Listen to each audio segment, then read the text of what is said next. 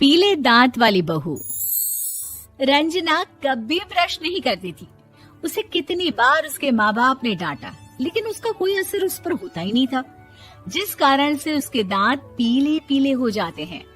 शादी के बाद अरे बहू, वैसे तो तुझ में कोई कमी नहीं है, पर तेरे दांत इतने पीले कैसे हैं बेटा?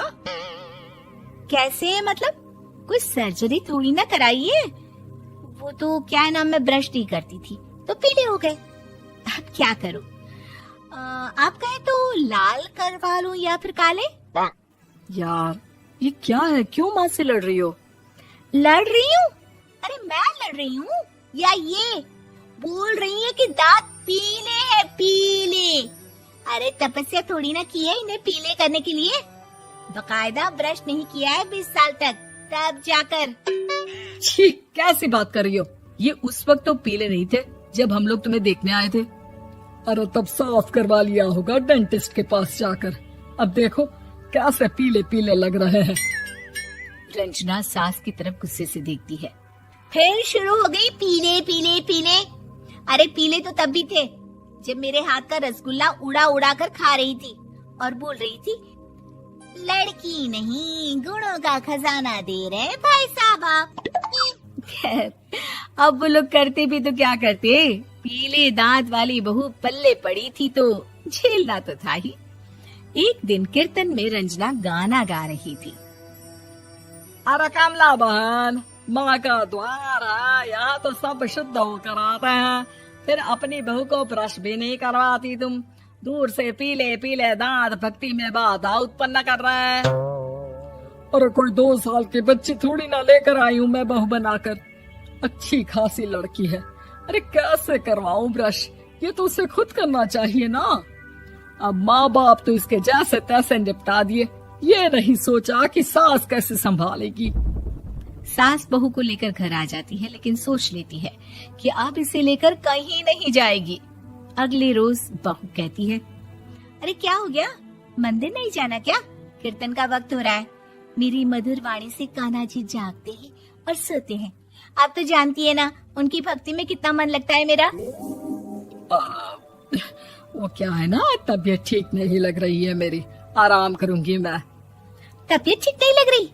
अभी तो मिथुन के गाने पर नाच रही थी आप, और अब बोल रही है कि तबीयत ठीक नहीं लग रही। अरे भक्ति में मन लगा लो सासू माँ, ऊपर जाना है, क्या मुंह दिखाओगी आप? हाँ? सास को बहू की बात पर गुस्सा आ जाता है। मैं क्या मुंह दिखाऊंगी, इसकी चिंता तो ना कर, समझी? अपने मुंह की चिंता कर, जो ये पीले पीले दांत लेकर हर जगह पहुंच जाती है। पता है लोग कितना मजाक बनाते हैं। ना जी ना, मैं नहीं जाना कहीं तेरे साथ। तो ये बात है, कोई ना, मत जाओ, मैं अपने कमरे में ही बैठकर भक्ति कर लूंगी। ऊपर वाला दांत थोड़ी ना देखता है, मन देखता है, भावना देखता है। और अरे बस बस, तू सब कुछ दिखा, बस ये सफेद चमकदार दांत ना दिखाना किसी को, है? जा यहाँ से। बहू को सास की बात का कोई फर्क नहीं पड़ता, वो तो जैसी थी वैसी ही रह जाती है। सुबह नहाकर किचन में खाना बनाना, फिर खाना खाना, कीर्तन भजन करना और सो जाना। एक दिन, माँ जी मैं सहेली के घर जा रही हूँ, शाम को लेट आऊंगी। हाँ हाँ तो जाना, मैंने कौन सा तेरी आरती करनी है घर पर बैठकर। रंजना सहेली के घर जाती है, जहाँ वो पार्टी में जाने की तैयारी कर रही होती है। अरे शिखा, कहाँ जाने की तैयारी कर रही है? मैं गलत वक्त पर आ गई क्या? अरे नहीं यार, उल्टा सही वक्त पर आ गया। मैंने ये साड़ी और ज्वेलरी निकाली है यार, शाम को इनके ऑफिस की एक पार्टी में जाना है। बताना कैसा लग रहा है ये सब? नहीं यार, इस ड्रेस के साथ तो वो वाली ज्वेलरी अच्छी लगेगी। हाँ हाँ सही बोल रही है, मैंने ध्यान ही नहीं दिया। वैसे तो हमेशा से मस्त फैशन सेंस रखती है। तो बड़ा जाती होगी ना पति के साथ पार्टी में। रंजना कुछ नहीं बोलती, बस सोचती है कि यार काश ये बात सही हो जाती, पर मैं क्यों नहीं जाती पार्टी में? क्या इन लोगों की कोई पार्टी होती नहीं होगी? रंजना घर आती है और रात में पति से सवाल करती है, एक बात बताइए, आप मुझे किसी पार्टी में क्यों नहीं ले जाते? क्या आपके यहाँ ऑफिस में पार्टी नहीं होती? पति बेचारा क्या कहता कि दांत पीले हैं तुम्हारे इसलिए। अरे कोई पार्टी होती नहीं हम लोगों के ऑफिस में, तो कहाँ से लेकर जाऊं? और मार्केट, मॉल, कहीं वीकेंड घूमना, कहीं तो। अरे यार सारे हफ्ते में एक छुट्टी मिलती है, तो सोचता हूँ कि आराम ही कर लूं। क्यों? रंजना मन मार के रह जाती है। पहले कभी सास के साथ मंदिर जाया करती थी, लेकिन वो भी सास ने ले जाना बंद कर दिया। घर बैठी बैठी रंजना बोर हो जाती है। तभी उसे आइडिया आता है और वो मायके जाने का सोचती है। सासू माँ, 2 दिनों के लिए मम्मी के घर जा रही हूँ। अच्छा ठीक है, आराम से जा।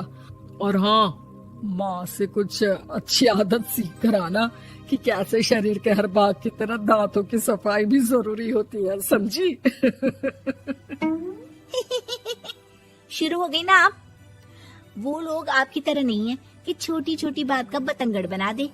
उन लोगों के लिए मैं मायने रखती हूँ, ना कि मेरे पीले पीले दांत। रंजना माँ को बिना बताए उन लोगों को सरप्राइज देती है, लेकिन जैसे ही वो दरवाजे पर पहुंचती है, अंदर देखती है कि घर वाले कहीं जा रहे होते हैं।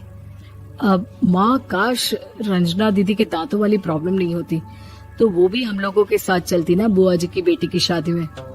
हाँ बेटा, लेकिन अब उसे कौन समझाए कि उसको उसके पीले दांत नहीं दिखते, लेकिन उसके आसपास के लोगों को कितना एम्बैरेसिंग फील कराते हैं। मुझे तो कितनी बार उसके स्कूल की टीचर ने शिकायत की कि उसके साथ कोई लड़की बैठना भी नहीं चाहती, और ना ही कॉलेज में कोई उससे बात करना चाहता था। लेकिन पता नहीं क्यों उसे ये बात समझ में ही नहीं आती। कोई कमी नहीं है उस लड़की में, बस यही कि दांत पीले हैं। वो तो भला हो जीजा जी और उनकी माँ का, जो दीदी को जैसी है वैसे ही रखा हुआ है। रंजना को अपने घर वालों की बात सुनकर बहुत दुख होता है।